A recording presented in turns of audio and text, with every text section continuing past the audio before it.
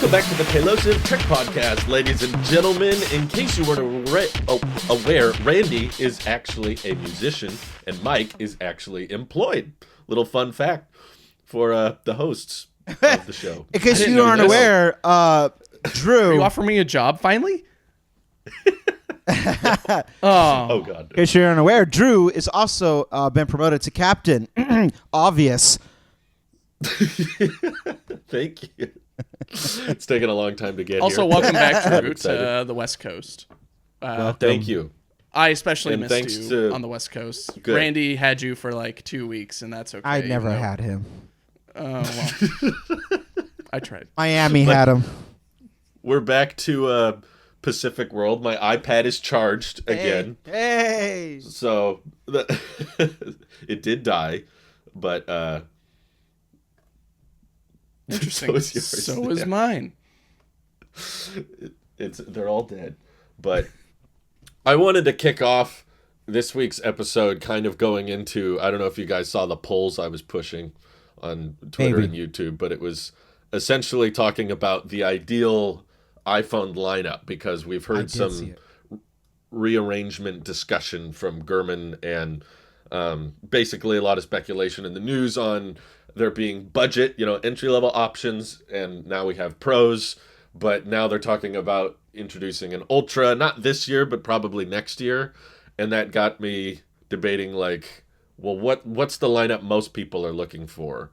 And at least based on, like, over 5,000 people voting on YouTube, by far the most popular option was having one budget trim, one Pro, and one Ultra, which is not actually what I would have voted for, but I'm curious if you guys voted or what your ideal iPhone lineup looks like.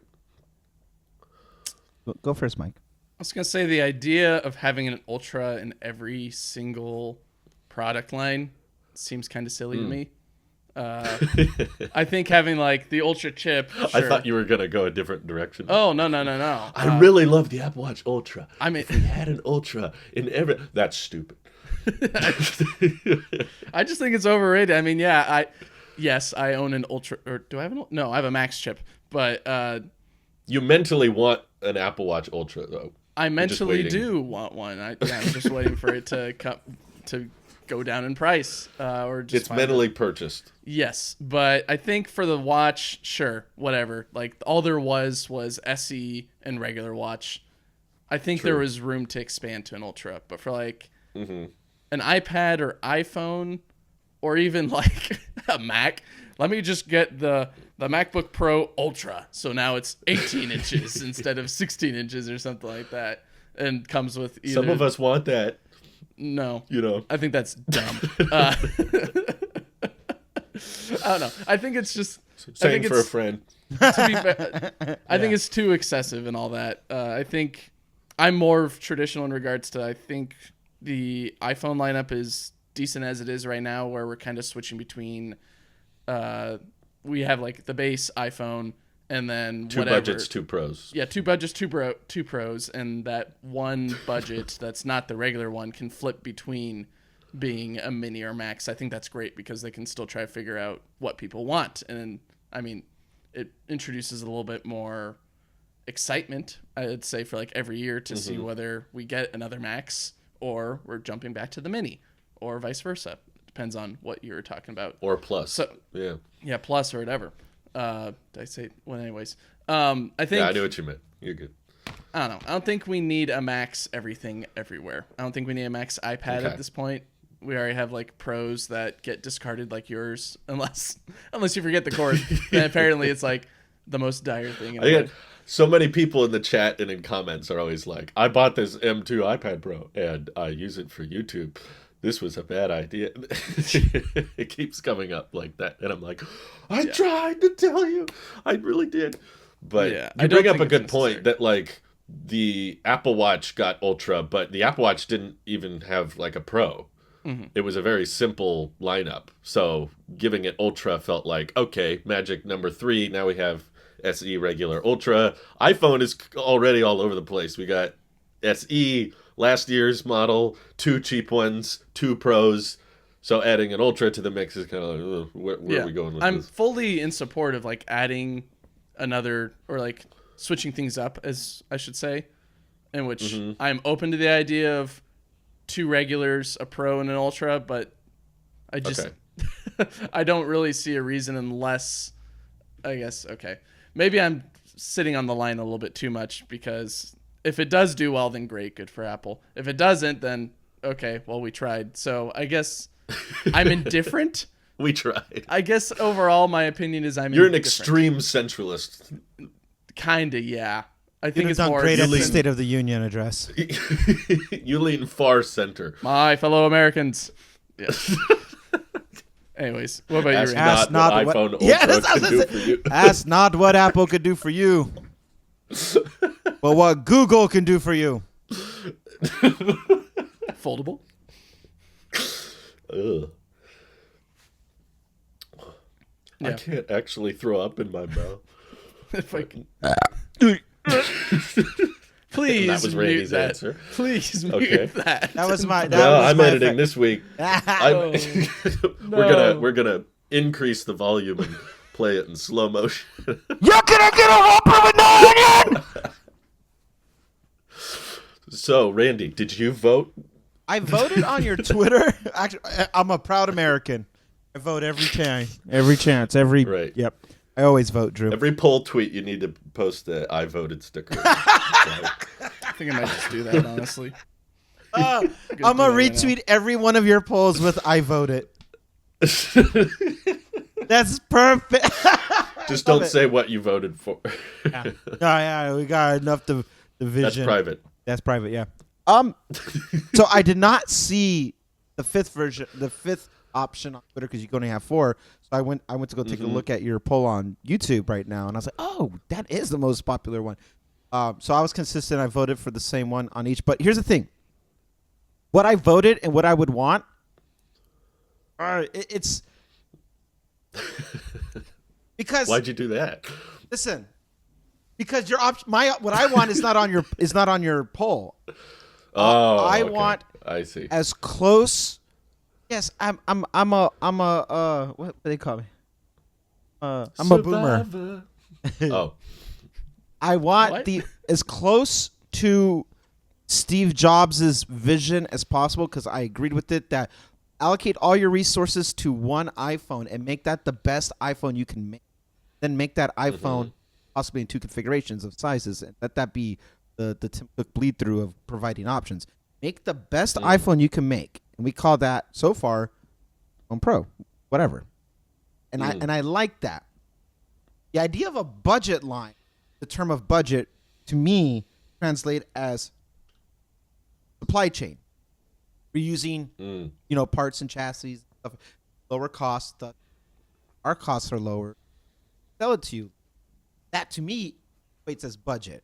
But maybe we call it the SE. I like to call it Mini, or any design elements that kind of just stay consistent, which also means maybe not ProMotion or the brightest display, but as long as the software is still like right there, then most people, myself included, will be more than happy. So my translation to that would be, if they're working on this Ultra, let the Ultra be the new best phone that you can make, and just continue calling it a Pro. And if you have another variant of the Pro, don't. You're purposely you're purposely if you do that, don't. You're purposely fragmenting the lineup for the sake of Apple's doing what they do best on purpose, because of R&D shows that they're like $200 more. For just $150 more. They're purposely putting the Pro. They're demoting the Pro to make you round up to the Ultra. Then, the same way they were making the 14 Plus, you just bump a little more and get a Pro. We were talking about that with the 12 Pro. I remember we were like, with the 12 Pro, with the 12 and the 12 Pro, they're so similar. Why not pay a little bit? Drew, myself, and Nick, we spent like full episodes on why not just spend a little bit more? Like, we were dissecting almost to trying to figure out the science. Mine was the opposite. I kept saying, why not just spend a little bit less? And I was trying to make the case where it's like, you could pay a little bit more. Like, I wanted to see both sides of it. And their goal, much like the iPad lineup, much like the Mac lineup, is to incentivize you to a little bit more for faster this or more memory that or better hardware of this thing up a little bit more, especially if you're just going to put it on the Apple Card and there's interest-free payments, you're not even going to notice the additional $3 a month or $2. They have a way of breaking that down, which works well, and I just don't agree with it. So the closest thing that I did vote, though, to answer your questions, I did the 2 budget, 1 Pro, 1 Ultra, because that would be the closest to what I'm trying to describe to you. However, seeing the one of each, I actually think I probably would have voted with that just so I can try to clean it up. Because my focus, my vision or mission, not mission, say my vision for any Apple lineup will always how close to a quadrant or how can we 1,000 no's for every yes? How can we simplify?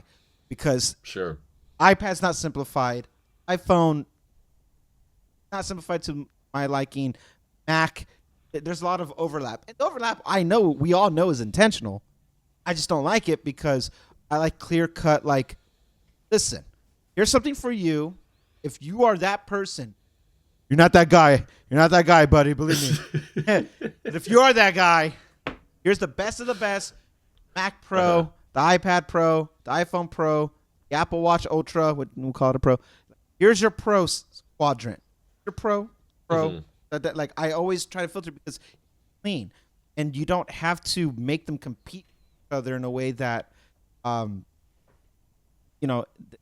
causes confusion. At the same time, Apple has never been more profitable because of Tim Cook's strategy with it. I will not deny that more options gives you. I forget that there's too many choices, so then you kind of get overwhelmed. Thus, kind of either lean they always stack it in a way that extra dollars here. It works flawlessly. Love it. I just don't assume that. There you go. Okay, that's fair. What about you? Basically, all that to say, we pretty much agree. I was in favor of 2 budgets, 1 Pro, 1 Ultra, mostly just because I didn't like the naming Pro Max. I thought that was too much. I would rather just have a single word suffix to everything. Just call it the Pro, and then the best of the best is the Ultra. And I don't know exactly their marketing logic to wanting to accommodate Ultra to the iPhone naming, but my thought process was it would make sense, when they do the unveiling events, they're always like, here's the regular iPhones, and then here's the Pros. And both Pros have, it comes in 2 sizes, but here's the screen specs, here's the camera specs. And I know that everybody wants there to be feature parity between sizes, but I just know physically it's not possible. There's just always going to be certain advantages and certain things you can give to a larger phone that you can't give to a smaller phone. So I'm just willing to accept that. It would be nice if we could put Ultra camera on mini iPhone, but I just don't think it'll happen. But I like the idea that you would brand it differently so that when you're doing the unveiling, you can say, here's what the Pro offers. Okay, there's the Pro lineup or whatever, even if it's just one. And then here's the Ultra, and that has these advantages over the regular Pro. Because if you start giving more exclusive advantages to the Pro Max, it makes the unveiling portion of the Pros a little bit more distorted and confusing of so the 14 Pro has this camera system, but the 14 Pro Max has this camera system. Wait, which is which? So if they just brand it as something else, this is Ultra. The display can get brighter, the battery is longer, the camera is better, it's got the periscope lens, and the normal Pro doesn't. Then I'm like, okay, there's 2 sizes for the people that want the best of the best, but the bigger size is better, and they're just willing to accept that. You want to go back to the 6 Plus strategy? Then it sounds like where it got the optimal stabilization, had this better screen. Because of the bigger screen, you get the full 1080 at the right 1080p. Everything that was always optimized for the Plus was objectively the better phone, bigger battery, a better resolution, better cameras. It sounds like you like that notion, and I'm not necessarily saying for the size portion, but you want that type of differentiating variant for Ultra to be. That's the plus, not this pick your category, budget or pro. Same, just different sizes, same specs. The only thing that's different is battery size, and there you go. I like that idea, but I just know it's not practical to assume that we can always have feature parity, because every year they're incrementing, right? They're doing tiny changes, a little bit better this, a little bit better that. And I'm like, well, if we're getting technical on incremental changes, and now we have phones like the 13 and the 14 being sold alongside each other, and it's like, okay, if Apple's willing to charge an extra $100 for one extra with the GPU same core, chip, it's the same chip.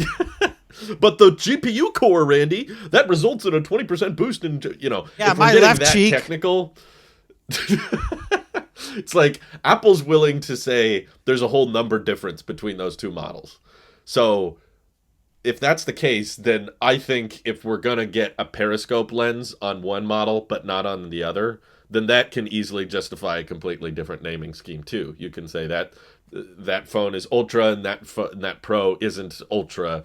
And also, if anything, not only is it just practical that the bigger phone can accommodate for bigger sensors and more lenses, but also Apple would like that. It's like both friendly to physics and also friendly to marketing, because now it just encourages more people to, I like the 6.1 inch size though. Yeah, but you really shouldn't.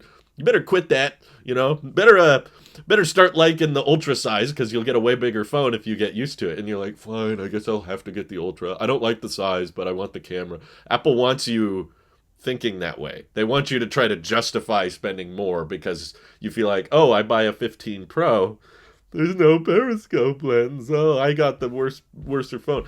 But I think anything sounds better than saying Pro Max. I don't like having two, I just agree pick with Max that. or Ultra.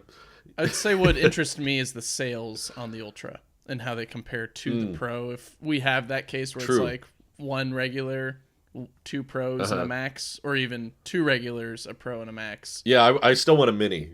I like a mini and a regular. Jeez, that would be budget crazy. option. A mini, a regular, a Pro that's, I guess, maybe the same size. Max or an Ultra. An Ultra. It's basically what we had with the 13 lineup. I'm just Perfect. saying, I guess call so. the 13 Pro Max a 13 Ultra instead, and then it's the same lineup. Yeah. They could That means I easily own just one call of each the... on the spectrum. At the mini. Yeah. Mini So- leans towards more affordable, which I think kind of works. Like, you're more likely to, if you want a smaller iPhone, you're more likely to care a bit less about battery, or you're more likely to not need the biggest and best of everything, because you're just like, I want the essentials. So it's easier to take out lenses, take out things, because the smaller iPhone doesn't need it, sell it at a lower price. I know everyone wants the big Pro Mini. We all want that, but I just don't think it's practical from a manufacturing perspective. And based on Apple discontinuing, not doing a 14 mini, that makes me think sales weren't too strong for it, but it sounds like they were at least better than the 14 Plus. So if you're going to have two regulars and two high ends, let the mini be on the regular side, and then let the big one be on the Ultra side. So The tall order, because that's I how I would might do always go mini. Just might. Tall It is order. interesting, though, to see so many people vote for one budget, one Pro, one Ultra. I think they just like the idea of simplicity, even if it doesn't really result in better sales. They just like how clean that would look, I guess. To rebrand it to iPhone small, medium, and large, and then just pick your size like a... I'll take iPhone Venti. Extra width, please. Mike brought up a good point about like sales of this. I just had a little nefarious thought. Apple just wants a Yeah. by rebranding it. That's How do we do this? they're going to get to the point where an iPhone, like, you might get the Escobar. At one point, they're just going to go all out and just get you to pay an ungodly amount so they can say, we're a premium brand. But without the FBI investigate, Wasn't the Escobar phone like $200 though? Oh, on the well, no, their phone, the Escobar phone, they charged thousands for a skinned Samsung. Oh, I thought I remember it being super cheap. No, But yeah, no. Their you point could is peel scamming off you. the branding, Yeah, yeah, and it was said Samsung right underneath it. yeah. It's kind of hilarious though. complete scam. I appreciate the laziness involved. It'd be kind of like if people opened up the iPhone 14 and found iPhone iPhone 13. naming on the side or something. Exactly what that is. So I bring up about having the nefarious thought about it because I think first year, I don't think a lot of people would get the Pro. They would get the Ultra at price back. If you're the type of person to get the Pro Max every year, the biggest, most expensive, if you're the Nick and Sweeney, you know. At once upon, it was also If Drew. you are Nick. If you are Nick, hi Nick, and those alike. Hi Scott. People who Halami. There's all these people I know that always want to buy the biggest phone they can get, and especially if it's titanium and the Pro is steel. Can you imagine? And they make it that space jet black. So good. But and like even I like the Apple sheep brain is like, you want it. Those people who spend that money to get the highest end, and maybe just the flex, they get the terabyte version of it too. Those type That's of people. default. Yeah, I was gonna say that's probably default for that phone. Yeah, It's an Ultra. It's Ultra. It comes with a terabyte of RAM. Those people don't even care in the first place, so they would absolutely get the Ultra. Then you got the YouTubers who are gonna get their juicy B-roll on it, which is gonna push sales that way. We as the source now reality distortion field for it, and that alone. I am the media. I Skyler. am. you. There's a YouTube video, and you think I'm gonna go out? You think I'm gonna go out there and buy it? That is what will come of me. I am the media. I am the one who buys. So I am the one. Good job. I think the Ultra will do unfairly. Be extremely successful. Unfairly be successful because it would annoy Android fans forever because it would likely convince other companies to also sell $1,500, $1,600 phones. It'll be like iPhone 10 costing $1,000 all over again. We're like, wow, that's outrageous. And then a couple of years go by. Now everybody costs that much. There will be a day when we go like, remember when it only cost $1,000? Woo, good. Like, and we're gonna say that like we could just poop out $1,000. What? That was enough back then. We didn't need very much, just $1,000 phone. That's all. But I think, unlike my complaining against iPads not being able to justify $2,000, $2,500, it's like, no, don't do that. It gets the big old no on the buyer's guide. I feel like iPhones are so influential, like they've changed the world, like not just iPhones but smartphones in general, like have had such an impact on our society, and that's still Apple's bread and butter. That still makes more than anything they do, and I feel like people can justify going all out. That's why you see, like, I just traveling, just being in normal places or in airports and seeing how common it is for that triple camera layout on the back.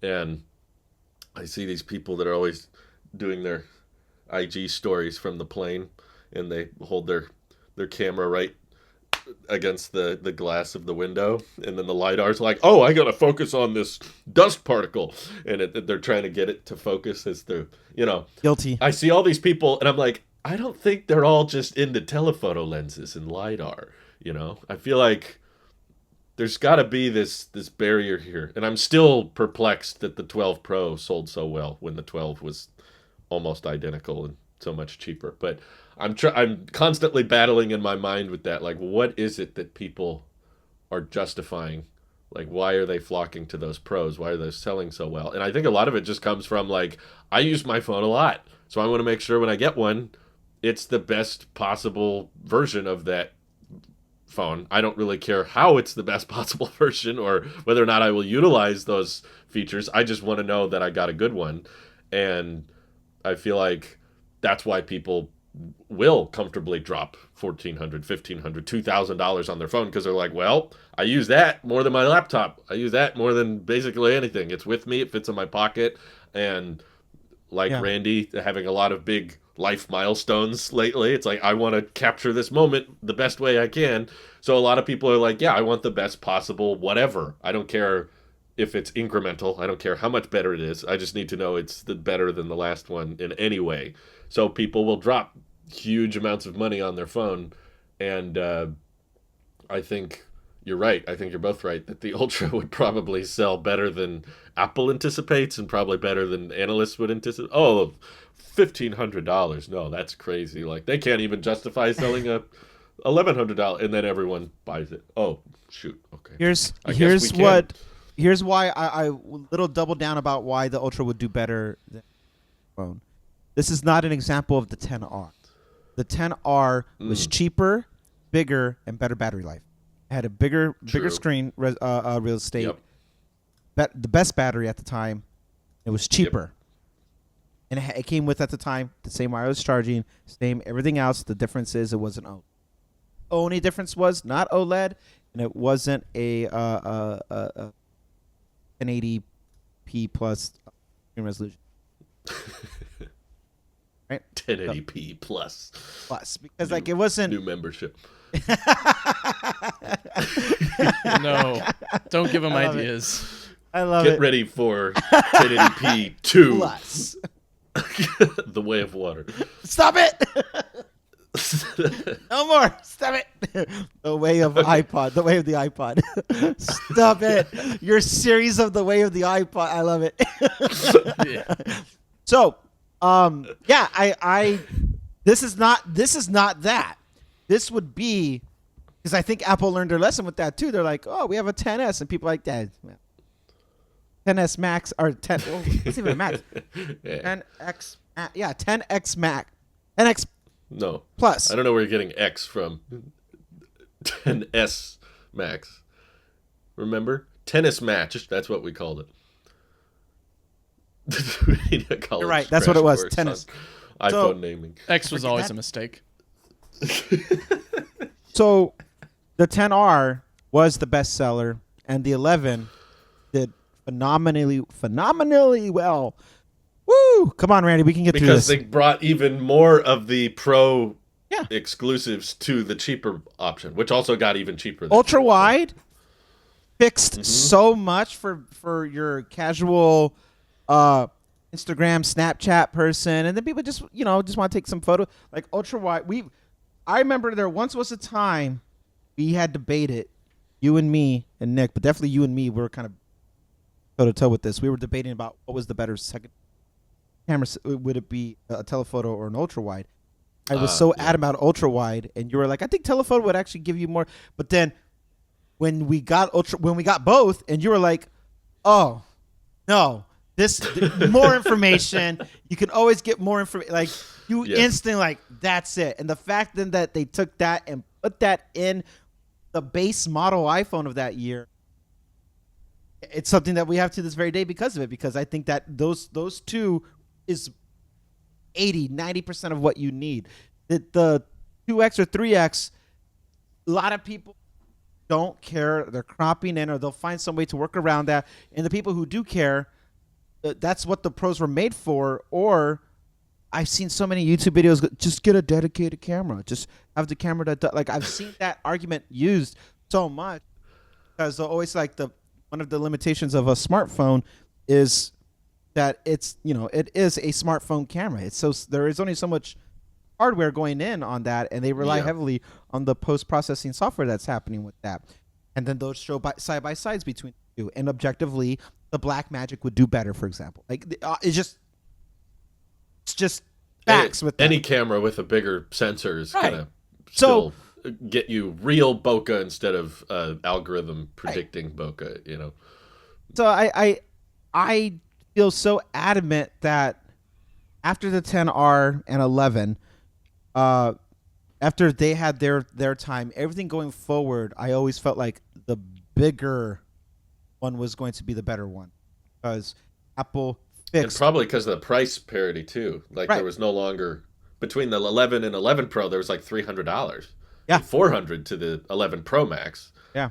That's a pretty wide. Like that's completely different markets. It feels like. Whereas now with 12 and 13, and now even more so with 14 and 14 Plus, we're talking like less than $200 difference Yeah. between the budget and the Pro. So yeah, that's why I think they've likely struggled to figure out what to do with those entry level models the past few years. They keep let's do mini, Yeah. let's do plus. Oh God, These feel like a slight afterthought because they're like, well, got the money. They're just like throwing. Let's do the plus. We got the money. Got the money. I would say though, with all that said, I don't see myself ever owning an Ultra if they went the way of the Pro Max. I just can't get behind a big phone anymore. Don't even. He's What? got it in his mind. You can't get. Sorry, now James Cameron has ruined the word "way" for me. I guess.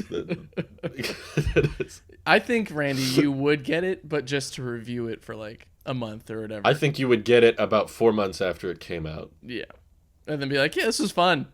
But I love it. And say, this is my camera. Like, I don't take it with me, but you just buy it unlocked and leave it as your permanent continuity camera. Oh. setup. That's what this is.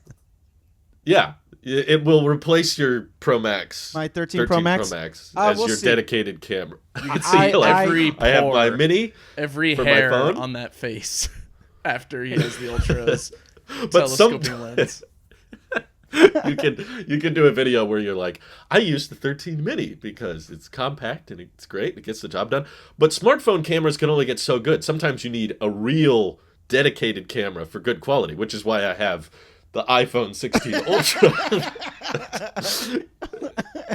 This Wait, is my what? real Yeah. camera hardware. Sometimes you just need to be a professional and get the job done. That's why, and I start moving my Sony, and that's why you the push it 16 Ultra. Right. Wait, then Can what you are you guys- filming on? Exactly. Pro Max, obviously. Yeah. Can you guys help me speculate on this? Because I still can't figure out. But there's multiple sources all saying that the pros this year, not the regulars, but the Pro 15s are going to switch to solid state volume and power buttons that fake click like a MacBook trackpad or like the old home button on the iPhone. I guess 7. the new home button on the SE and 7 and stuff. Like I keep reading those and they're like they're going to add new Taptic engines so that the buttons don't have to physically move. And It's coming from Gurman? Yeah. I Is it think coming so. from It's an several analyst?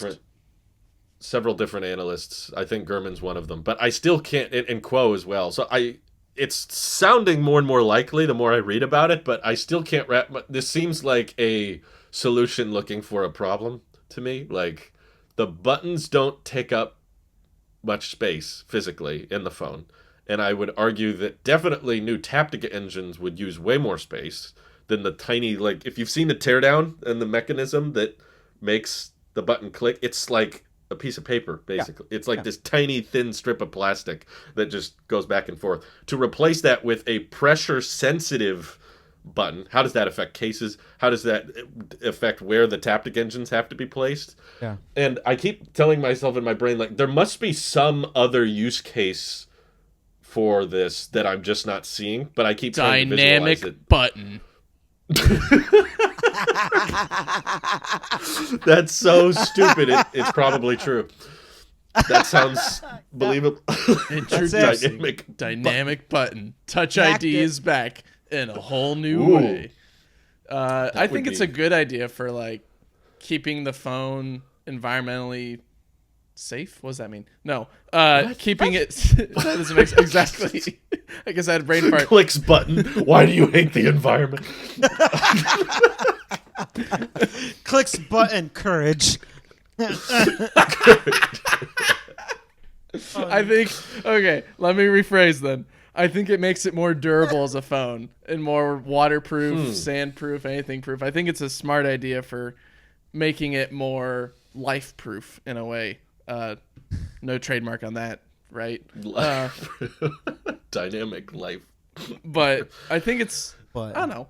I'd argue against what space do they have in there because they just got rid of an SD card. So they've got some room to spare. Yeah.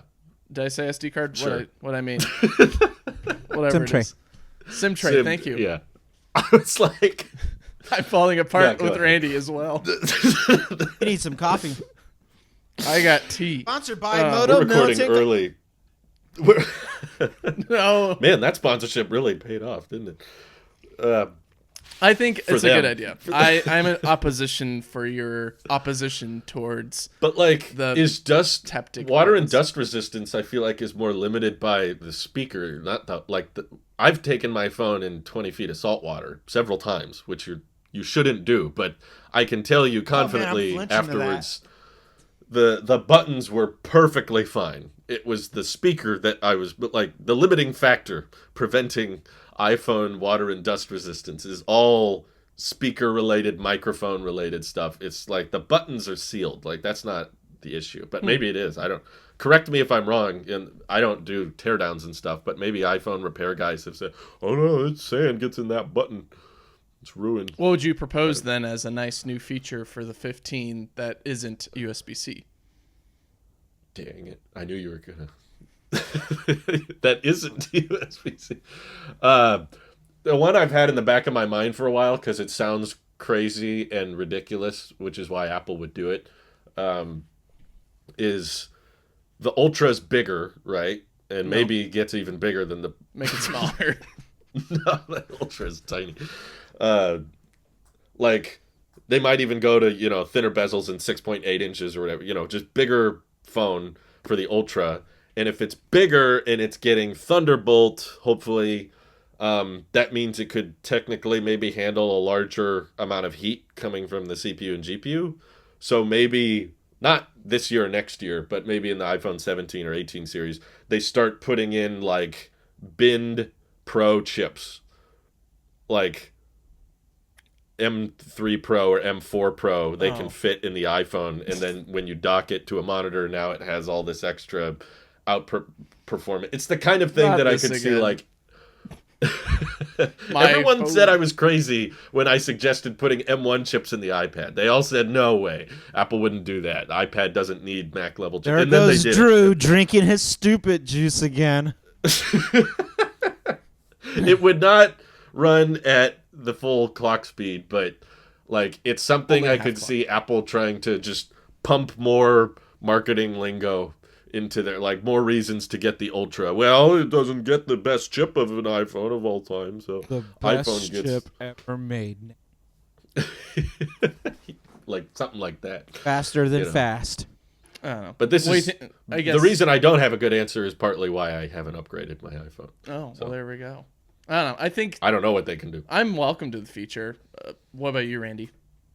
Well, to answer the first question, I don't think buttonless iPhone thing. I'm not buying it. I can see that going on some. Is this just for the Pro or for the whole 15? Correct. Just the I'm pros. not buying it. I And can't. There's still a button for the record. There's still a there would still be a place designated for pushing volume and pushing power. But that to me makes hard resets a lot more complicated. That's what I'm because if your software crashes. I don't buy it. I don't. I've been talking about getting the same thing on a watch for what 2-3 years now. That's true. That hasn't happened either. That never happened. I don't Yeah. buy it, and the pros wouldn't want it, and they can't risk it on the budget because the budget, what we call the budget, because the budget is the most selling. Like a normal consumer would not do that. They always play it safe with just the regular iPhone. Regular iPhone of that year is the safest. It's the most tamed. It's the most formulaic one that works for a reason. The pros they with like new features and stuff like that, but taking away buttons or having haptic this or solid state, like that's not features. That's just design aesthetic. I can see them kind of screwing around with that for an Ultra if they're like, oh hey, and here's all these new extra things. Here's a dedicated solid state button that instead of the orange button for the Watch Ultra, get a solid state something for the Pro, or sorry, the Ultra. The action button equivalent. I can see them doing something like that to test the waters. They put that on a product that has the least traction on, so they should probably put it on the 15 Plus. I realize it should probably, if they just only the 15 Plus, I think that would be the exclusive feature that no other iPhone has on I the one that we're manufacturing much later. I don't buy it because we didn't get it on the Watch, and if they were going to do it on anything first, the Watch made sense because it was the least consequential output for the Watch to get. Hasn't come to the Watch yet, so I just don't. I don't doubt that Quo or Gurman or anybody else is saying that like, oh, this is. I don't doubt that that's what's being worked on, but there's so much. It won't make it. Yeah, no. That's not going to make it. That's not what's going to sell. I hope you're right. That's what I would prefer. That's too hear me out. They have to make sales happen every year to justify an upgrade. And I think the 15 by itself is going to do wonderful for USB-C purpose. And they have to Apple doesn't go all in on one thing. They're an established lineup. iPhone is so present. Everybody has a phone. Like smartphones are just a thing. Not underdog trying to go eccentric. It's not the colorful iMac of '97 that was meant. What is that? And you gotta go look. Or it's not the first iPhone. What? No buttons or no keyboard? Like those. That's all done. Like Apple is the phone you think of when you close your like smartphone, iPhone. Like that's just a thing. So it's not a good business move to those eccentric or exotic adjustments like that, because when they do something as small as remove a headphone jack, it blows up. Even when they have the best-selling wireless headphones afterward. Like people remember Courage. I just teased about it, 20 minutes ago. Courage. That will be memed forever. The home button, people were like, there's no home button, so we just do Face ID. But then Face ID, let's go to backup here. Like they get so heated on, even though I think memes sell more. There's so much attention to detail on the itty bitty parts of are more inconsequential than taking away buttons, hard resets, and relearning again for hardware's sake of it doesn't sound like iPhone. Not iPhone today, not iPhone next year. Apple Watch, I see that happening next year or this. I can see that happening. The fact that it hasn't tells me it's for a good reason. iPad is another one where I think about, like, they put the Touch ID in the power button. You could do the exact same thing for the iPhone and haven't for a reason. So headphone jack was the last big, like, what? There's no and now we just like that was English? such a big deal. Could sum up so many Apple announcements over the past 40 years. What? There's no that's like there's no floppy disk. 12 different times. How am I supposed to save? Just loop that clip and put a different year at the bottom. Apple and what? There's no SIM tray. No SIM tray. What? There's no There you go. There's your next. There's your next meme. Soundbite in there. You just loop that for anything. There you have it. Yeah, I don't know. I think I'd challenge you on that. I think you could get away with putting this feature on the pros, and it wouldn't cause too many issues or waves in the tech community of being what? It'd be because, like you said, normal iPhone users or just like people who aren't tech eccentric or tech excited. Yeah, no, that worked. Would go more towards just a regular iPhone or the Plus. and they'd be okay with it. But adding it to the pros, I mean, that's what you're getting. You're getting pro level stuff, and if pro level stuff means you don't have a button anymore for what? I don't know. I don't really see too much of an issue if it is always trying to read. What problem some is type it of fixing? Pressure. Like I said, environmental safety. All right. It saves the world. You convinced me. Yeah, I think you both bring up decent points. I mean, I do agree that it sounds like the kind of thing they would announce in the Apple Watch first, because the Apple Watch tends to be kind of their smaller like test bed for things. Like OLED made it to the watch before it made it to the phone and that kind of thing. Same with taptic feedback. That was in the watch before it was in the iPhone. Or around the same time. Or yeah, it was around that same ballpark they were testing it. And we have heard reports saying that they want to do solid state buttons on the watch, and then it doesn't happen. So this could be another one of those nothing burgers. But what I just keep coming back to in my head is they're like, it's got to be maybe something like Dynamic Island, where I don't see the point of it now, but maybe if I saw what their plan is, how the buttons could change and how their haptics feeling different depending on what you're doing on the phone could update. The dynamic button is what I'm pitching, I guess. That's it. Dynamic power button. Maybe like I haven't. Isn't I just a can't dynamic visualize button it. just a mappable button? That's pretty dynamic. Could be, or maybe was there's like thinking a certain switch. use cases. A button that moves is a switch. Yeah, maybe there's like when you're using certain apps, the buttons don't click to not throw off whatever you're doing. Maybe I don't know. Like, or yeah, my brain is too small. I need Tim Cook's giant brain to know Drew what needs they're thinking. Wow. brain to the way of water. Wow. Yeah, pretty much. But yeah, it's one of those things that, a lot of the time I try to predict or try to expect people's buying behaviors, but I'm wrong a lot, and I don't expect people to prioritize things or care about things that they do. And that's kind of how I'm feeling about iPad right now. We should probably talk about the earnings report Okay. Apple had. Since we skimmed it or missed it last week and I all just that. want out Yeah. that.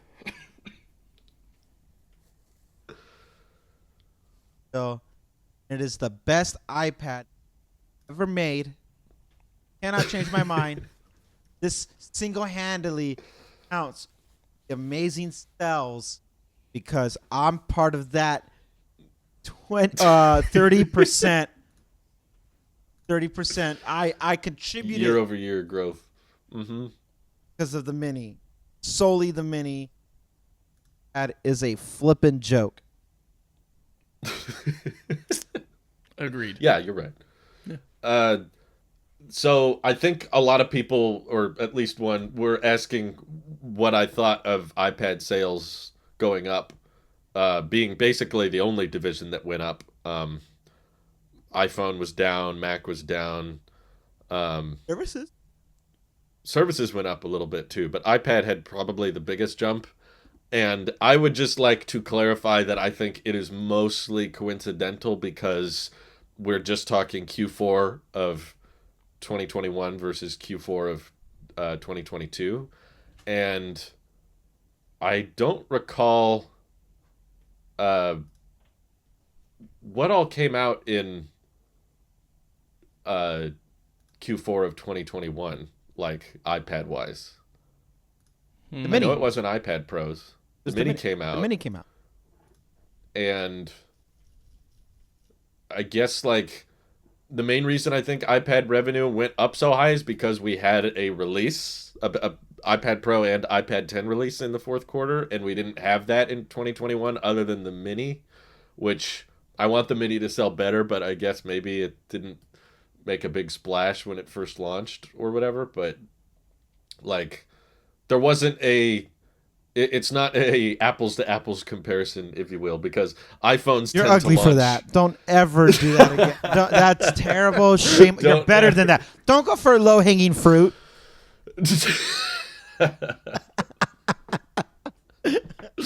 That was good too. Uh, yeah, I just feel like did iPad 9 come out in Q4 of Yes. 2021? Maybe I'm wrong. I think you're right. It did? I'm pretty sure it did. Okay. It wasn't Dub. Yeah, it had to have been. Well, that wouldn't be. Yeah, Yeah, it was. no, It was iPad Q4. It was Q4. Okay. Well, then I guess the result. I guess like part of it could be a lot more people buying iPad Pros in the fourth quarter, which are like 4 times the price of That was the cheaper iPads. M1 iPad Mm-hmm. mini LED. Yeah, that was the year. It was. Yeah, the Pros didn't come out in the M1 iPad Pros didn't come out in the fourth quarter though, That right? They came came out in June. in spring or June, Yes. earlier Something in the like that. year, and then Man, it's been so long. I'm yeah, forgetting. because it came. I remember they came out in the spring at the spring event, and we were like, oh wow, iPad OS must have something really special cooking, and then didn't. But then we got M2 Putting iPad on the clown Pros. makeup. Maybe this Yeah. will be the year that they put the M1 chip because we might actually get. If Pro- I just yeah, spend this the is money the- and get the Pro, they'll take care of us. Right. Nope. Yeah, so I guess my logic is 2 much more expensive iPads dropped in the fourth quarter of 2022 compared to 2 much cheaper iPads dropped in the fourth quarter of 2021, which means that if you're comparing year over year sales, even if they sold the exact same, or they could probably even sell a little bit worse, because the 2 iPad drops we got fourth quarter last year was iPad 10, which was way more expensive, $450, New and layout. and the iPad Pros, which were $800 to well over $1,000. So we're comparing cheap iPad sales to expensive iPad sales and saying, look, the more expensive iPad sales brought in more revenue. I'm kind of like, yeah, but I don't know if that's completely fair. I guess it still surprises me, basically, that it's as large as 30% higher, because I didn't think either of the new iPads were very good, but maybe they're selling better than I anticipate. It doesn't mean I think it's a good thing. There's a bunch of kids now playing Apple Arcade today, Drew. Listen, Do you think the iPad 10, like maybe it's another kind of like last week we were talking about M2 MacBook Air and how we were seeing that in the wild, and like I don't think it's that great a buy, but a lot of people seem to be picking it up. Is that same thing going on with the iPad 10? I think that's the same thing going on with iPad. I won't discredit that one.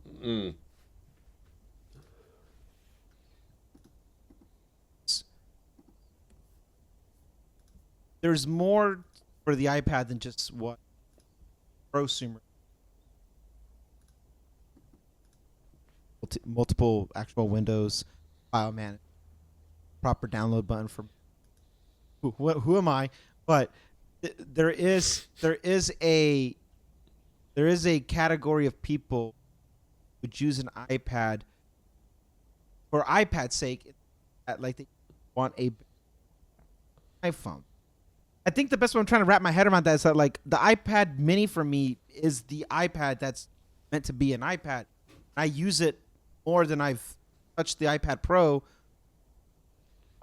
probably totality of this year. Or I'm sorry, of 2022. I've used the mini almost all the time because purposely using the touch UI, navigating its layout as intended, that you could basically technically do on iPhone, but then I get the bigger screen, bigger battery, get center stage, FaceTimes, browsing, because I see iPad, and what I think what we might be missing is I see iPad as a good, for lack of a better term, for a consumer device. I see it as a good toy. It's a good little all-in-one. There's nothing innately wrong with the iPad. Talk to the iPad and give it and talk to Siri. And as long as it's connected to your home network, now it can do smart home features. If you were to, hey, turn off this or do, there is nothing that limits the iPad when it's home. It's just one more device that's connected to the network that's in your ecosystem that has the same core function, give you the experience, quote unquote, as like to use. And at the end of it too, Apple Pencil helps. There are artists that Mike draws. He likes to doodle, and he's done some cool stuff with the iPad. Using his pencil. I wish. I use the Apple Pencil. Honestly, I just use it to sign documents and legal forms and stuff like that. So it's completely underutilized for me, but I every time I'm like, I want to try to draw, and then I don't draw. But there are people who do, and there are those types of artists, or they're good at shadings or whatever. Point is, there is a case with the Apple Pencil to be used as well. But if we were to take away all peripherals, so no folio, keyboard, pencil, or anything like that, iPad can serve device of choice purposes alone. That gives you iOS, the best iOS experience, images and all that stuff. iPad will give you all that, and you could use the stage manager. Sorry, you could use that, and then I roll my eyes at it because it's just a part of me is like because what we all kind of struggle with is that we know what the potential could be with that M1 chip being in there, or the M2 chip now, and hovering the pencil, I just don't like. That blows my mind about like it's an upgrade for upgrade's sake. Like, hey, here's the iPad Pro of choice. Just get this one because it hovers the cursor, so you're so close to get it's so silly.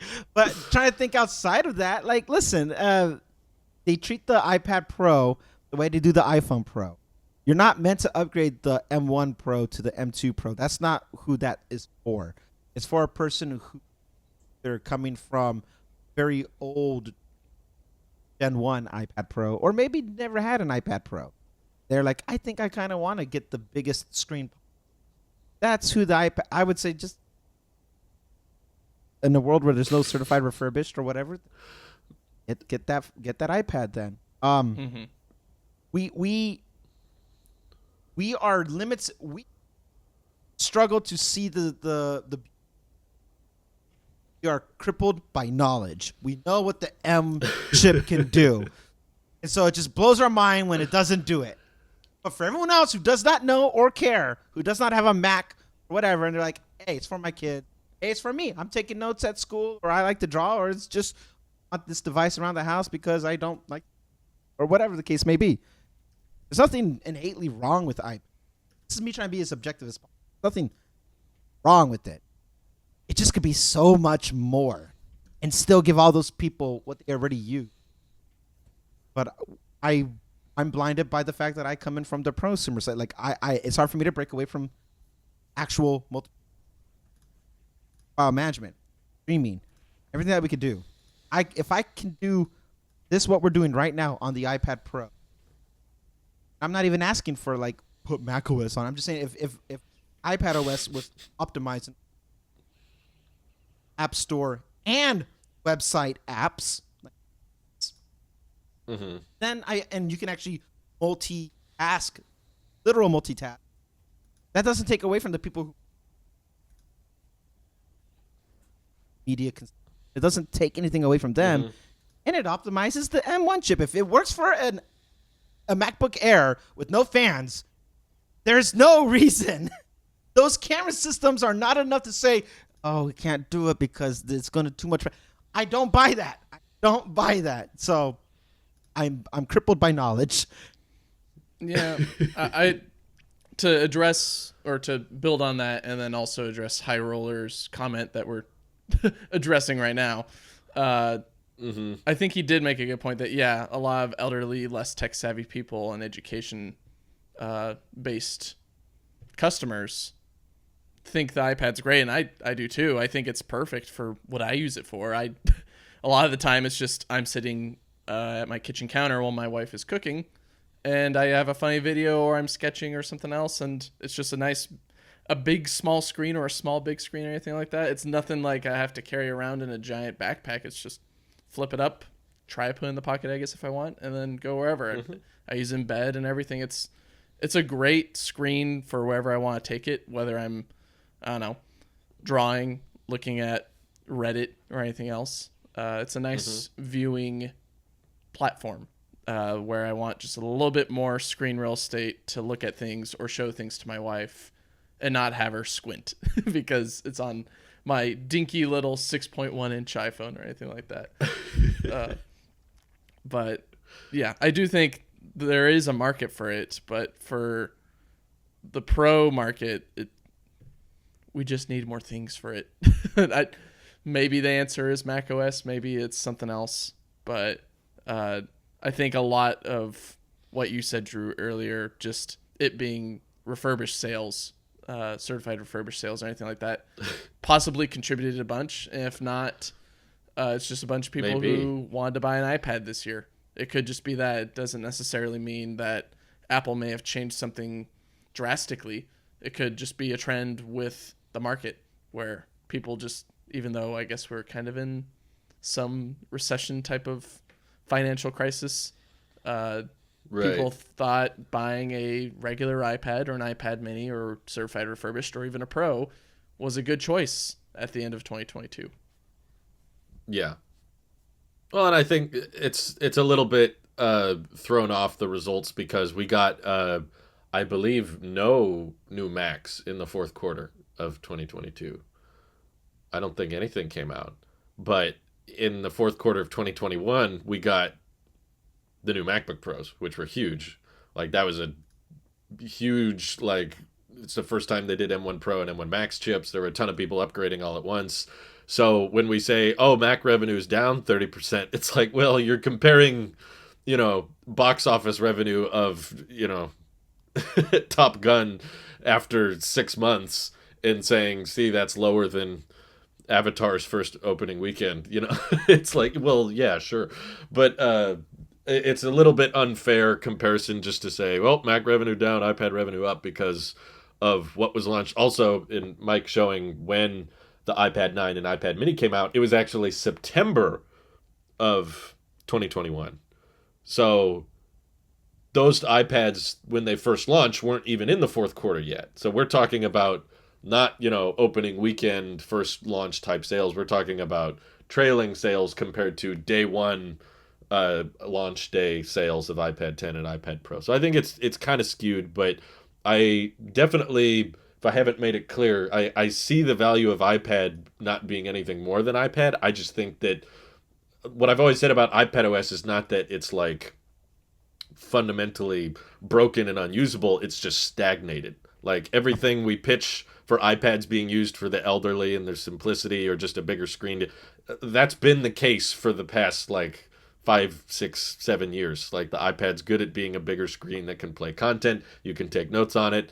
And those refurbished iPad Pros or whatever have only gotten cheaper. So it's like, yeah, if you just need an iPad for the basic iPad tasks, for sure, I would take an iPad over an Android tablet still every day. And that's why I think the iPad mini is like the only justifiable new iPad purchase, because it's reasonably priced. It's not trying to be anything more. That's why I'm fine with it not having a keyboard case. It's fine. It doesn't need one. It's small, it's compact, and it's good. It has Apple Pencil 2 support, which is great. So it's like that one can be justified for its existence. Well, all of my criticisms of iPadOS come into the why are we putting M2 chips in these things, or 16 gigs of RAM, or 2 terabytes of storage and Thunderbolt if it's meant to be the grandma computer. Like what is this? Like who's taking advantage of that? Who needs the M2 chip when iPadOS is this limited? And I'm not saying don't put the M2 chip in it. I'm just saying let the OS scale up. And there's just like pure negligence going on with iPadOS on the iPad Pros in particular. Like just the straight up looking at the compare page right now, they're like comparing the cameras, and they list that the new iPad Pros can do ProRes recording, but not even through the native camera app. Like you have to download a third-party app to do that. Yeah. And it's like, that's just basic. That's not asking a lot, in my opinion, that the camera app should do what it says it does on the website.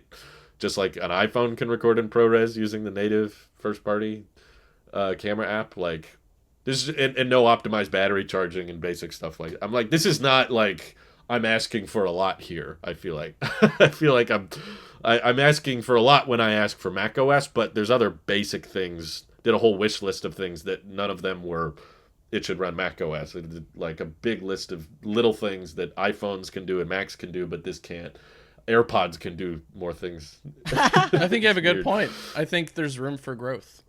Yes. There's a whole garden of space for it to expand into, and it's just leaving it to dry, which is a bummer. Right.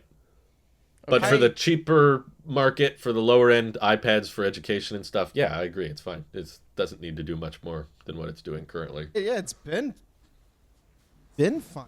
There's nothing. Yeah. Obviously, I think it has the same issue, but they'll come up with iPhone. It's like either iPad or the competitor iPad. Like for what it is, it's been the best tablet. The cleanest. It's the most fluid. It's for what it serves today. Great. 2-in-1. We're trying to. Then I struggle with say 2-in-1 because then we are starting to try. Not apples to oranges or like now we're comparing it to Windows, and when you go to Windows, they're just completely different OSs, and Windows is rightfully should be compared more to Mac. I do a 2-in-1 with Windows and competitor, people turn to Mac. I do. I want Mac on iPad, but to say an iPad 2-in-1 as to what you're trying to say is Chromebook, this Pro, like that's what you're indirectly saying, and the operating systems are just different.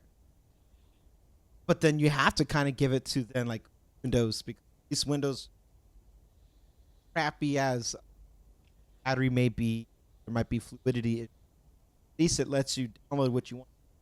But I'm checking right now on iPad App Store. Turns to my issue, like what I want with.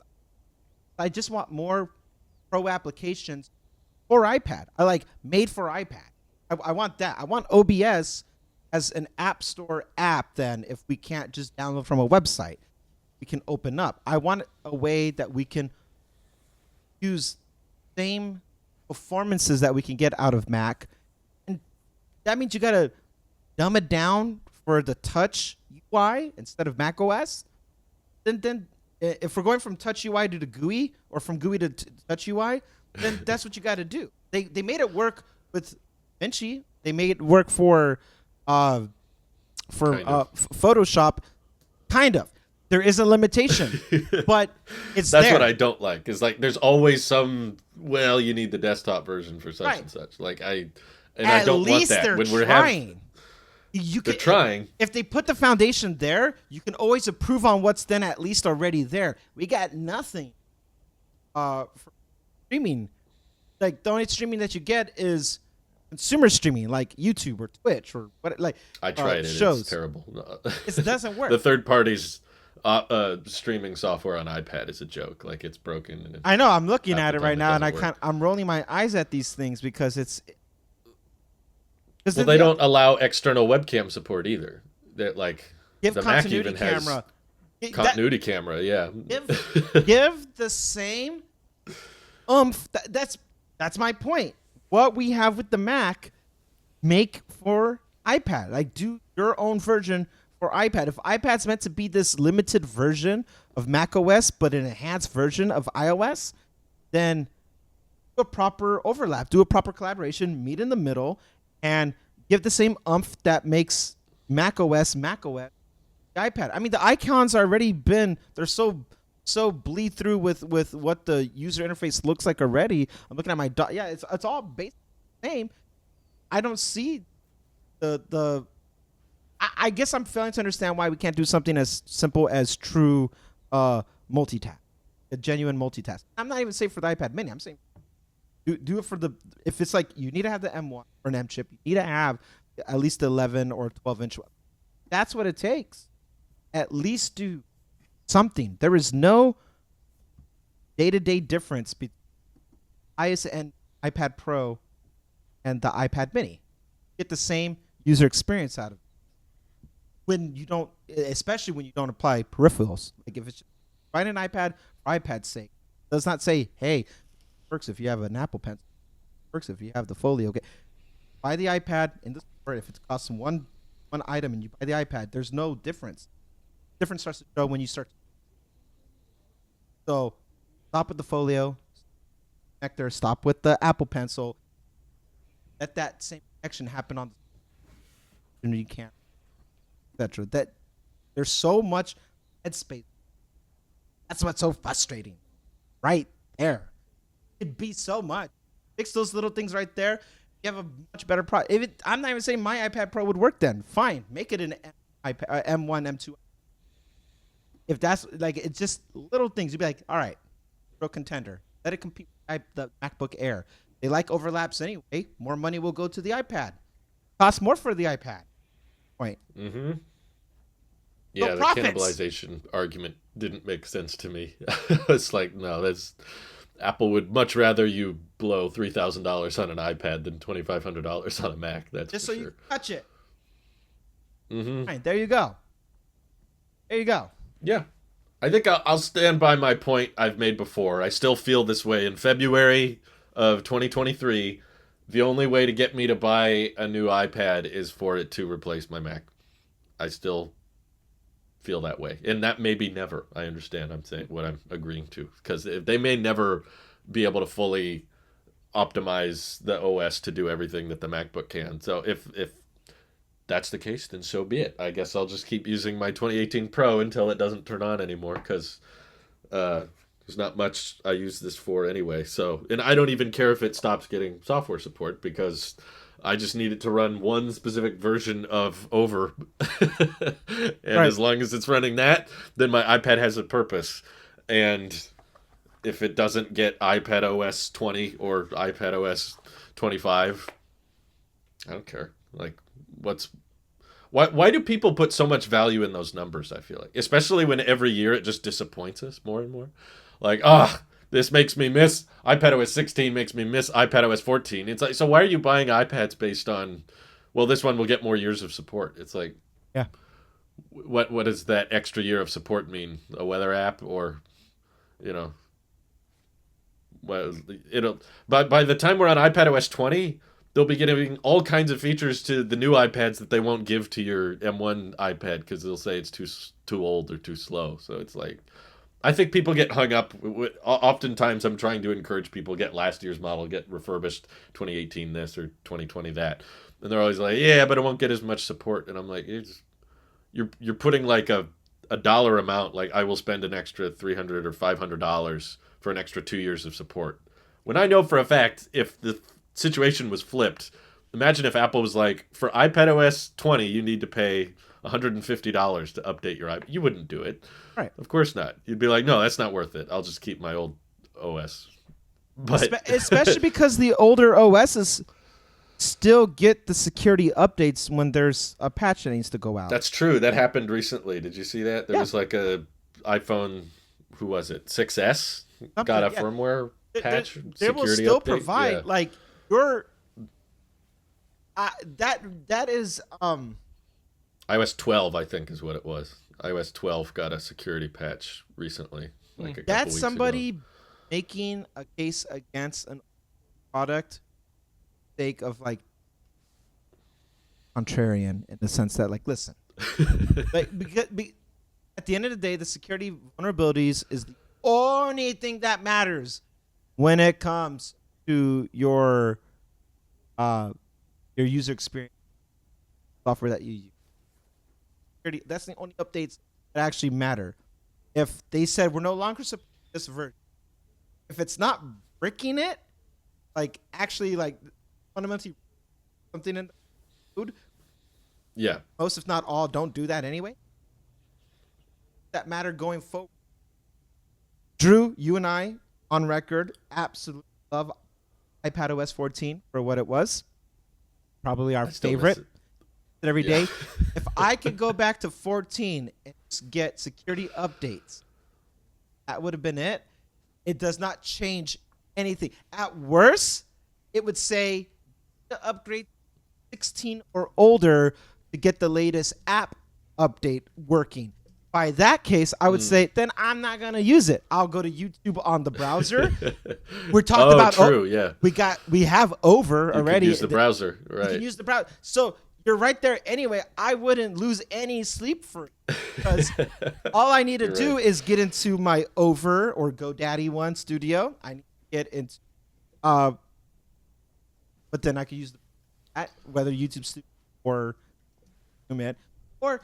That's funny you mentioned that because like I was doing a video on using DaVinci on my iPad Pro, and DaVinci and all the Blackmagic footage needed so much space that I had to delete a bunch of apps. One of the apps I deleted was YouTube. And then later on, when I was just using the iPad regularly, I was like, oh, wait, there's no YouTube app. I'll just use Safari. And I realized, oh, the web version of YouTube is so much better than the iPad app. Like, they don't get rid of a bunch of things. Like, the community posts are still not a thing on the app, but they are on the web, obviously. So I'm like, oh, yeah, I can just do this through Safari, just like you a get Mac. the full you know. web browser version of it on iPad.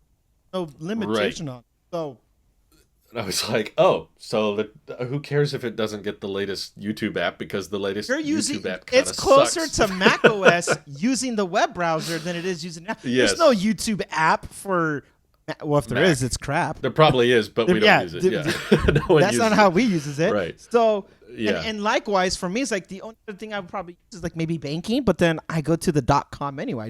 I wouldn't use You the can app. use the web, yeah. So That's true. that doesn't change anything. There's not a lot of good arguments to, I need the latest version of such and such app. I'm Especially double downing on your point right there about like just getting an true. older version. If you can get, I would not lose any sleep going back to iPad OS 14 and have that layout that I did. The category of it right there. Oh, that was so good. That was perfect. I would want that on my Mac if I could. Like, all that was amazing. And I'd say if you want to go back to that, Randy, just go for something that isn't iOS 15 compatible, like an iPad Mini 4th gen or something like that. Or an iPad Air 2nd gen or iPad 5th gen or I guess was it the Pro 2nd gen or something like that. That's how you can stay on 14 and still get security patches. Yeah, you might have like a home button or whatever. But I have a home button. I have a Touch ID. Like it. I have a Touch ID You were on mad the. at me for giving iPad 9 a buy rating, so Randy's not comfortable with old. I have a Touch ID home button on the MacBook Pro, so I mean, there's more continuity with that one. I got home button. but I got it on the. You know what I mean. I too have a home button. It's a circle. Yeah. So you click the button a lot. Listen, all I'm saying. don't point holes in my. All I'm saying is I took iPad OS today and I tried to emulate iPad OS 14. I can't go back now. I'm stuck with. I'm not stuck. I'm happily with the iPad Mini. iPad Mini 6 never ran iPad OS 14, so there's no hope there. They get you. That's how they get you. Yeah. That's fair. All right. Well, I think we obliterated High Roller's comment, so Consider yourself snapped out of existence, High Roller. That's I like for those iPad. reasons I'm out. Yeah, listen, all I said, I like iPad. I just not the only one cursed with knowledge.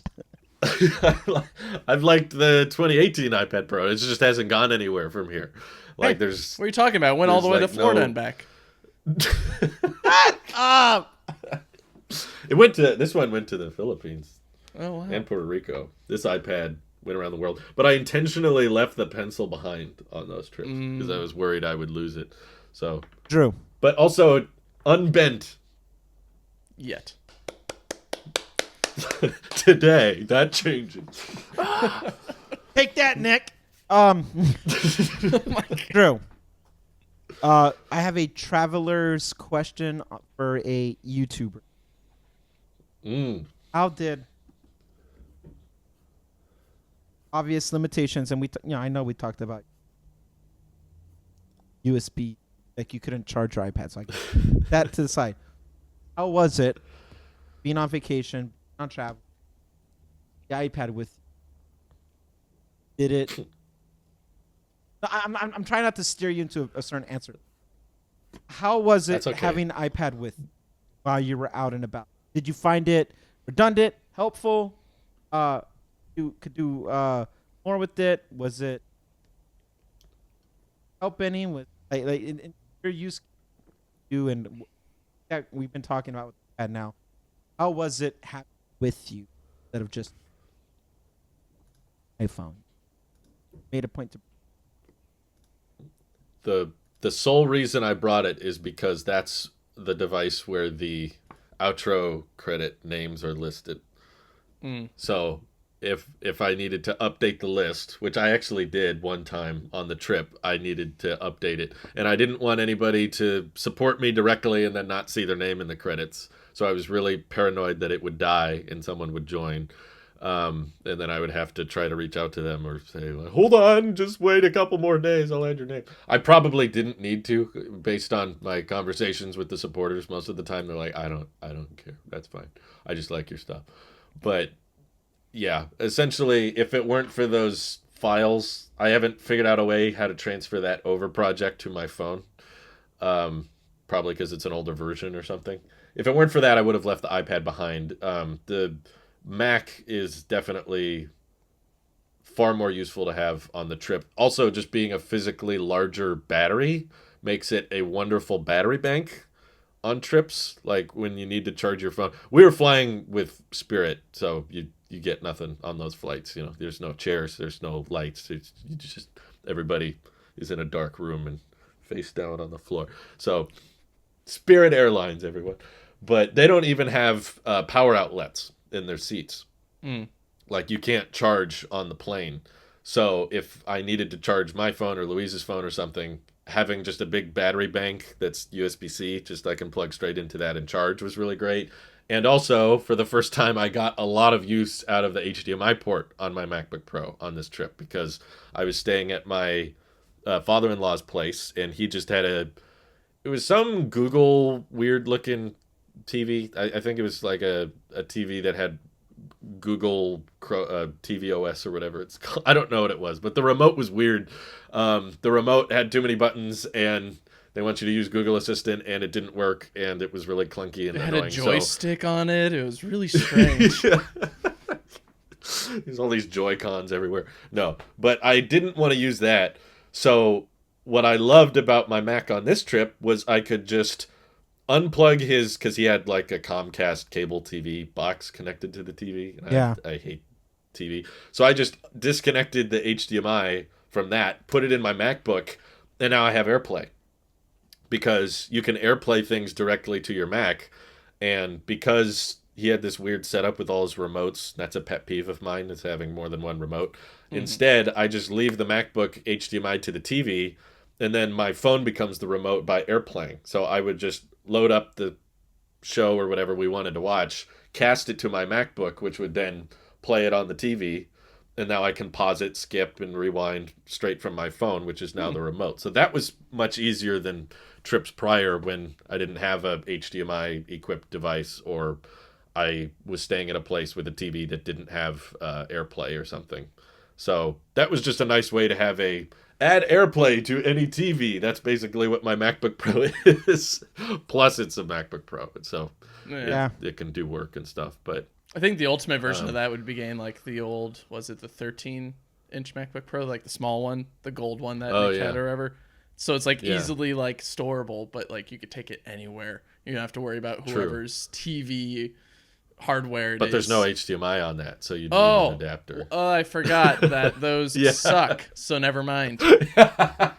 Those suck.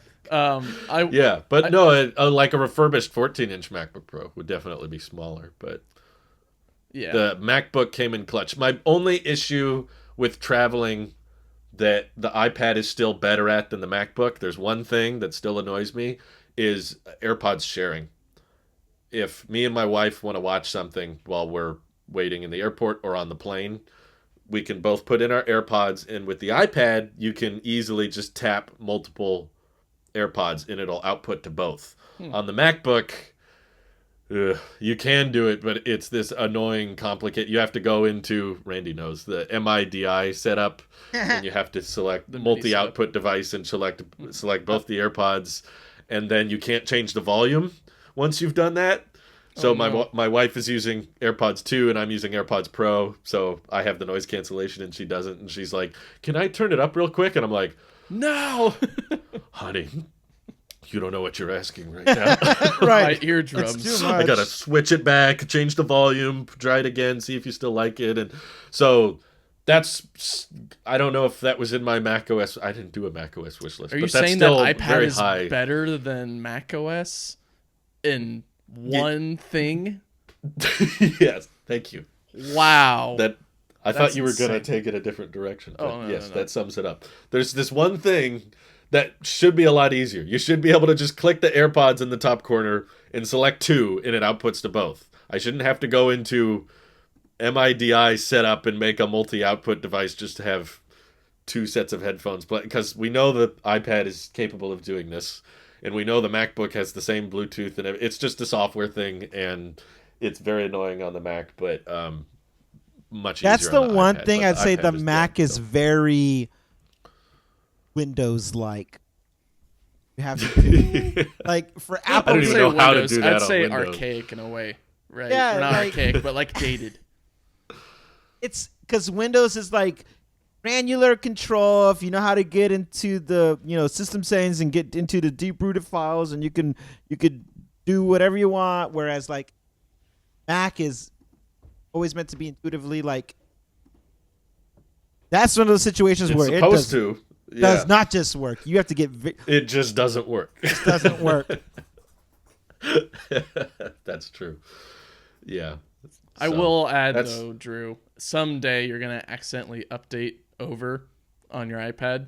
I know. I think that You're so is- right. I think that's the day the iPad dies as a product that you'll use. Oh, Because at that point, No. what's the difference When between that- using an iPad to like make your outro credit thing, or like at least the True. page, versus because now it's just the same application on the iPhone. Yep. Just do it on the iPhone, and that's easily You're right. pocketable. And yeah, it's a little bit more inconvenient because it's a smaller screen, Yep. but it's doing the same thing now, and you're kind of just It's stuck not, with. it's GoDaddy not Studio. inconvenient enough to buy a whole new iPad or to, yeah.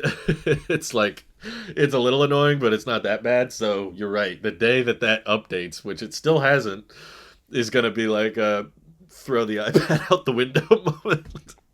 Insert glass sound. It's going to file. be the Ron Swanson gif of him on the computer. why are you? Drew opens iPad, GoDaddy Studio logo. Why do you want your over so badly on the iPad over GoDaddy? It's like the older version that isn't trying to upsell you on tons of things. It has like all of these third-party fonts that I've installed. So like here's a little behind-the-scenes info. Any thumbnail that has the San Francisco Apple font, that was made on the iPad. And any font for a thumbnail that is Bison, which is what most of the EV thumbnails are, that was made on the iPhone. That's how you can tell where the thumbnail was made on my videos, is simply the font, because I cannot get San Francisco font on my iPhone. I've tried. Or if you can, GoDaddy wants you to pay $15 a month for it or something. And I have the old version that didn't require you to upgrade or didn't charge extra for installing third-party fonts, and there's a bunch of little features like that GoDaddy charges for that Over didn't. So I'm just like not updating Over, and it constantly tells me that when I'm using Over. It's like, this is an old version, and they're getting rid of back-end like there used to be a feature on Over where you could search Google for automatically transparent files. They've completely turned that off on my iPad. That doesn't work anymore. So I've already lost that battle, but I like, for a lot of thumbnails, being able to use the San Francisco font, and I can't do that on the iPhone. So if without I find a way paying that you some could put the extra San amount Francisco font on the iPad with GoDaddy, right? on the phone. Well, no, I wouldn't. upgrade, I would just use the phone. Or just get different software that might be able to allow you to use that. I'm sure But it here's- exists. but I in the haven't App found Store. it. I Here's- haven't sure it seen does. any that lets you, but Challenge I think we should do accepted. some I like. research. Because Yeah. the one You thing got to figure that out. we disagree. I like GoDaddy now more because there's more updates that come out where before you subscribe to over have your iPad and your iPhone separate. Thing has been consolidated. So all the stuff that was on my iPad is now on my iPhone, which helps me a lot because I don't use my iPad. So I'm like, Wow, you're really selling it. no, I'm not trying to sell you on iPad. I'm trying to sell you on GoDaddy because I don't touch Oh, the iPad. well, I'm already using it on the phone. I just keep the old app for certain fonts and features and thumbnails. There's a way we can get the font on there. Sure of it. Challenge accepted. Get back to it. Okay. Let me know when you figure it out because that's the day my iPad will die. No. That's all it has at this point. So Maybe I won't find it. I kind of want you to keep your iPad around. if you want me to throw out my iPad, tell me how to get those fonts on my iPhone. The minimalist in me 'Cause tells me to have I've you tried. downgrade.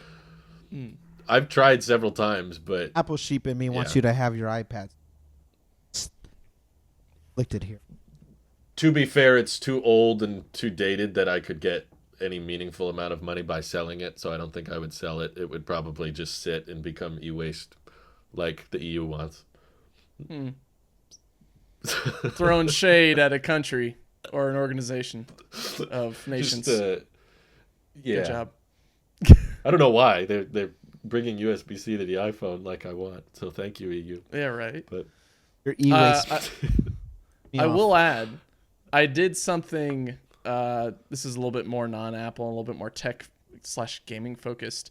I did an upgrade on a piece of tech in which I've never done before. Actually, like taken the tech apart, put in a new upgrade or upgradable thing, and then put it What'd back you do? together, and it worked. I upgrade the storage on my PlayStation 5 in anticipation of the PSVR 2 that's coming in, I think 15 days or no, 14 days in 2 weeks. I didn't know you could upgrade it. That's yeah. cool. So what you do is those giant white plates on the side, you can take the one side off that You just has plug this in. Oh, no. What's cool about this is it's a little upgradable slot to where it automatically chooses that, and it runs at like amazing speeds to where you could just download games to it, and it runs it like as if it's integrated, in which it is integrated. But yeah, you basically just take off the side plate that has, I think, the disk drive portion of it, if you have the disk drive version of PS5. Which you do. And then from there, you just unscrew one screw, I guess. So technically two, but one screw to open up the panel. And then that's where you just plug in the SSD. And then from there, I think there's like a little spacer. So what'd you upgrade it to? 2 terabytes? 1 terabyte. The 2 terabytes a little bit too expensive for me. And also, I recently accidentally... Oh, what was it?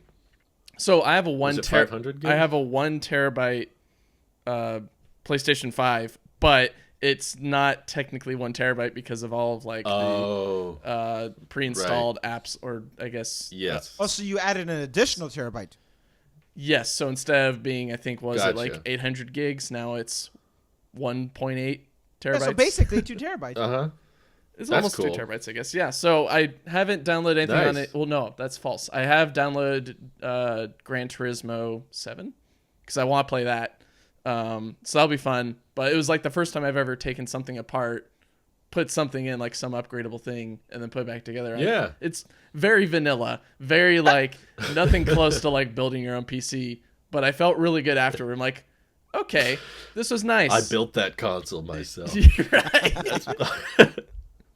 That's how I felt at the end of it. I'm like, yeah, I'm so smart. Call me Building your PC own hacker, man. PC is I stress out just watching Ross build his. I was nope. That was That was a little bit nerve-wracking Oh, watching him do it. I agree. But Stressful.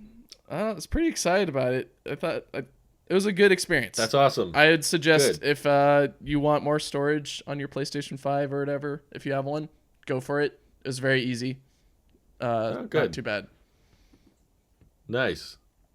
Well, good for you, Mike. Thank you. You are the engineer of the group, so Yep. I You're am. one Wait, I step am? closer to breaking down iPhones for us or iPads or Macs. Start with If the you give me money, PlayStation. I'll do it. I'm not mine. I'm not saying mine. well, I'm just saying that's in not gonna general. happen. You'll be able to do your own teardowns. Once you get comfortable opening up game consoles, then you'll move to PCs, which will turn to Macs, turn to iPads, to iPhones. And next you know, Anger leads to hate. suffering. It all leads to suffering in the end. Yeah, like I was gonna say, consoles lead to PCs. PCs lead to MacBooks. MacBooks Macs lead lead to to iPhones. suffering. iPhones lead to right to repair. Right to repair leads to frustration with major tech companies, which leads to anger, which leads to hate, which leads to suffering. So yeah, it's a good path. Do I get to be a Jedi? A lot of people are mad at how true what I just said was. Oh yeah. You dropping some real truth bombs here. I also It want all to. leads to being frustrated with big companies. That's the end of that road. Yeah. Thank I God guess there's was no it. YouTube channels that make a career out of that. Jerry Rig who? Yeah, we'll go with him. Oh yeah, sure. Yeah. That's the one. That's the guy. Sure.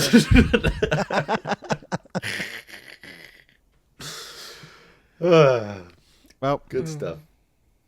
Well, I Did did you want. say also? I wanted to wish y'all a happy 222nd episode of the podcast. 2-2? Oh, 222. whoa. This is 222. Oh, we should have done that last year. Oh well. 111. Two. Good job, everybody. 2221. And thank you for editing. Thank I you, everyone, appreciate for Mike editing. filling in. Oh, me. Thank you. Oh, thank you. Thank you for making the time. It's getting We're harder. recording at a different time every week. Yeah, This year. great. It's Every week is new and different. First week it was like normal. Second week, I think we're missing Drew. Third week, Yep. different time. Fourth Different week, day. different time. Yeah, different day Mhm. time. It's great. next week is going to be It's all different. over the place. Next week I'll be upside down because I'll be in I Australia. refuse to give up on us. We will make it work. You will not take her away from me. Done that yourself. Have a good week, everyone. Bye. Bye.